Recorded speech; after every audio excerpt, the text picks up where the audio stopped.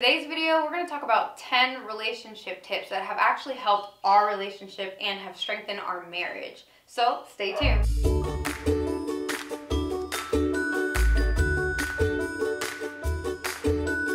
Hey guys, welcome back to my channel. It's Stephanie here, and this is my husband Mark. Today we're going to talk about 10 relationship tips that have helped our personal relationship, and hopefully you guys can take away whatever applies to your situation. So to start off, I'll let him take over, and he's gonna go over his first 5 tips. I'm gonna go over my 5 tips, and you're gonna get both a male's perspective and a female's perspective. All right, from a male's perspective, tip number 1, I mean, obviously if you're starting a relationship and you're just getting into it, the biggest tip I'd probably give you guys is just be real from the very get-go. On a man's side, don't set your bar so high, because then obviously that's gonna be their expectations forever, if not more. So just kind of chill out, be yourself, and don't set the bar too high, okay? Tip number 2, from a male's perspective, or dude, or just kind of applies to anyone and everything. It's very simple. Don't cheat. Obviously, if you guys make it official, don't cheat. Even if you're good at lying and hiding, it's just going to destroy you later on. More so you than her, because it's going to be bearing all this weight on you the entire relationship. And then finally, when it comes out, she's going to know and only be hurt for a couple of months. Tip number 3. Communication. Communication is very important on both ends of the spectrum. If one person wants to say something, let them talk. Even if you're zoning out, play it off, I don't care. Just listen, give it a shot, and move on, and give your opinion, and continue. Because at the end of the day, if you communicate and you make this attempt, hey, you might get something good out of it. It might change your mind, who knows. Again, you're going to learn from each other, because that's part of a relationship. It's all about learning, communicating, and working together. It's simple as that. All right, tip number 4, listening. It's basically communicating and having good communication, but listening specifically. Men, we kind of zone out a lot, and we zone out and we don't listen to women. It's the truth. And I can tell when your eyes are being glazed over. I can tell. Oh my God. My eyes glaze over, but hey, at least I'm trying. You gotta just listen, give it a shot, and just hear them out. We like to go A to B, they like to go to A to Z. It's very annoying, but at the end of the day, if you just listen and hear A to Z, they're going to appreciate that little idea, knowing that you're glazed out, but they see your efforts of trying. They're not going to give you a hard time and cause a fight at the end of whoever makes the decision. Usually the man in most cases, but this new generation, the female's been taking the lead, but you'll figure it out. Flat out just listen on both sides, but definitely you men, we all zone out. Tip number 5, don't ever force marriage on any end, because there's always going to be one that has commitment issues, and there's going to be one that wants to get married right away because you're dealing with society that says you need to get married right away. Then you got other people that are on the opposite end of the spectrum. I had 2 parents pass away at a very young age, so I had commitment issues. She waited 10 years, perfectly fine, we worked it out, she helped me, we got married. Never had a relationship like this, nor have I ever seen any of my closest friends, even elders, have a relationship and a bond like this. I don't get tired of her mentally, physically, sexually, anything. I don't ever think about a potential other person. And this can work on both ends of the spectrum, because I've talked to other people, females and males, about their situation.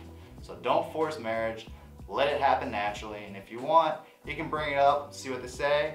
If it's not as excited as you are, let it go and continue on with your relationship. Because at the end of the day, if it's meant to be, it's gonna happen. So leave it alone. Okay, so then I guess I will pick up on tip number 6. So tip number 6 is don't nag. As a woman, I know that it's easy to get frustrated over little things, and I know from experience that the last thing that works is nagging and complaining. Also, the way society is right now, we're all geared in a very negative mindset. I just want you to know that I will throw you down the stairs. And so it's so easy to drag each other down in negativity. So if you want to express a concern, what I've found to work for me, and that I talk about in my other videos, is using the positive sandwich approach.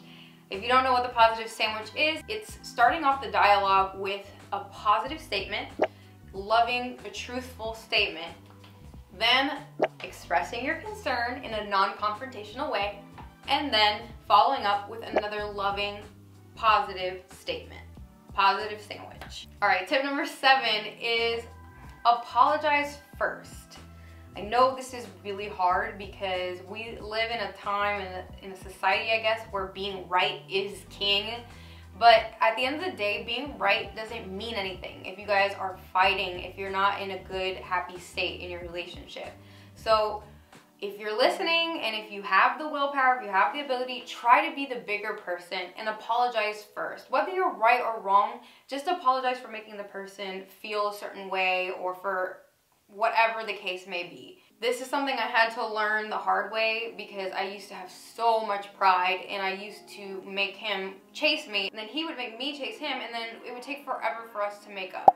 So I started apologizing first and then it made him a little bit more likely to apologize first. And so we get over our fights so much quicker now because it's so much easier to just humble ourselves and want to get over it and want to work through it. All right, so tip number 8 is don't lose your identity and let him have his identity too. I know that when I first got into a relationship with him, I started to get a little codependent. I mean, this was like 12 years ago, but I started to want him to be everything to me all the time. And it's because I didn't have my own identity. I didn't have my own hobbies. I didn't have my own, I wasn't even secure in my own self. So if you don't have an identity yet, focus on building that up and also respect your significant other for having their identity, for having their hobbies or wanting their alone time. Like for example, right now, he loves to play video games. So I let him play video games as long as he wants. I don't need him to be there constantly to, you know, make me feel special or whatever. I already know he loves me and we have a great relationship. And so I'm okay with him going and doing his own thing. I used to have a problem with it. Yeah, this is actually very important. I didn't hear this part, nor did I read her 5 tips. Kind of kept it separated from each other, but that's a really good one, actually. Yeah. It is. It's because, yeah, you need to keep your identity. Yep. And plus that way you have something to contribute to the relationship.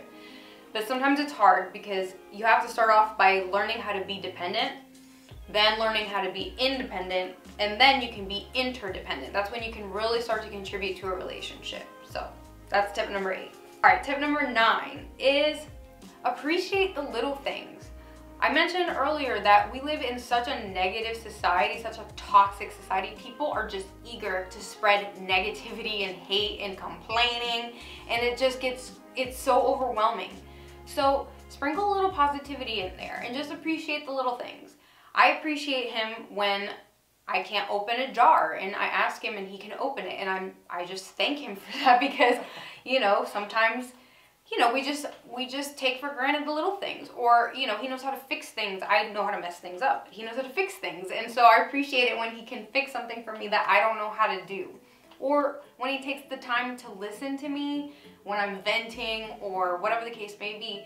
I know that it's difficult for men to, you know, to pay attention without completely zoning out. So when I notice that he does listen to me, I appreciate him for that.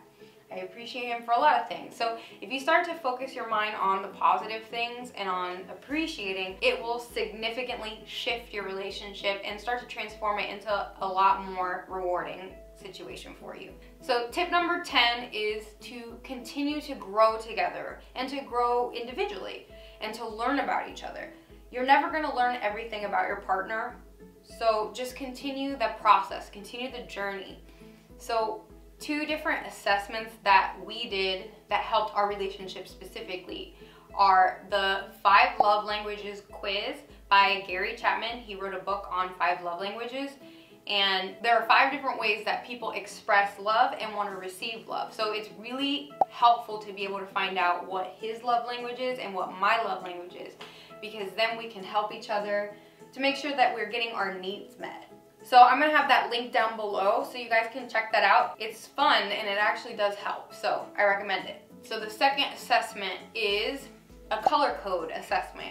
And I think this one is actually the most fun and it's the most helpful. I found that it's super accurate. I think he agrees with me. 100% agree. The color code, even though, yeah, took some personalities and put it in different colors, but big picture is You get an idea of the person's personality from someone that's reputable and that actually is specialized in that field, so you can confirm that that's that person's behavior.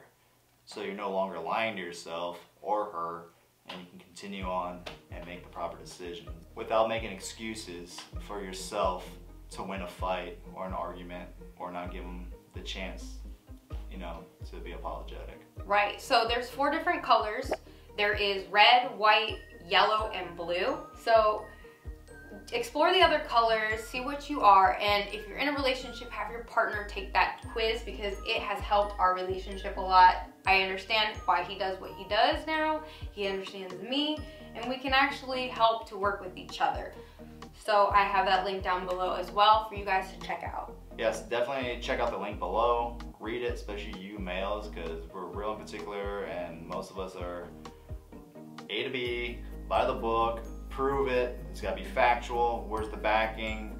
It's all about evidence if we're going to even debate, argue, or anything like that, because we like to use a lot of tools that are very factual.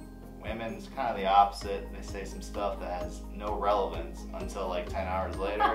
Really, it's like 10 hours later when you finish your story, and then we're supposed to combine all these indirect words that we get from you, and it's supposed to combine it. We're just A to B. So if you read that, you'll get an idea about the other person's behavior or personality in general. Again, I'm gonna have all that link down below. If you're actually in the dating game still, it's actually gonna be really helpful for you guys because then you can start to see what kind of personality type you are more drawn to and which one is gonna actually meet your needs best. So check it out. I wanna say a big thank you to my husband, Mark, for joining us today. I know that if you guys like it, hopefully we'll have him on a little bit more often to talk about the male perspective. I know he's still getting used to being on camera, but he did a good job. So round of applause to him. Thank you. It was alright. It's a little bright, but yeah.